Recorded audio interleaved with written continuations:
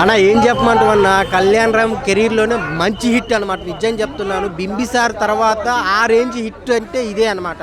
ఆ డెవిల్ టైటిల్కి తగ్గట్టు సీక్రెట్ ఏజెంట్గా వచ్చి ఆ బ్రిటిష్ వాళ్ళని నరుకుడు మామూలు నరుకుడు కాదనమాట. ఆ నరుకుడులో ఇంకా సలార్ సరిపోదు, కేజీఎఫ్ సరిపోదు.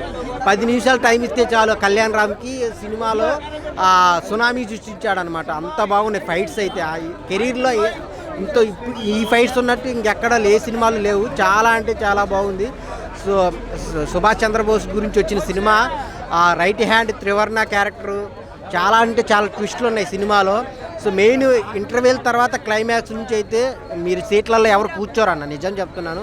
ఆ ఫైట్స్ కానీ, ఆ స్టోరీ కానీ, ఆ ట్విస్టులు రివీల్ అయ్యే విధానం కానీ చాలా అంటే చాలా బాగుంటుంది. సత్య గారి కామెడీ, హీరోయిన్ కూడా ఒక ఇంపార్టెంట్ క్యారెక్టర్, తను కూడా ఒక ఏజెంట్గా చేస్తూ. సో సినిమా అంతా ఎక్కడ బోర్ కొట్టకుండా త్రూ అవుట్ నెక్స్ట్ ఏం జరిగిద్ది అనే విధిలో ఉంటుంది. సో అందరు చూడాల్సిన సినిమా అనమాట డెవిల్. కళ్యాణ్ రామ్ గారు ఒక మంచి సినిమా ఈ వారం మనకు తీసుకొచ్చారు. Thank you so much.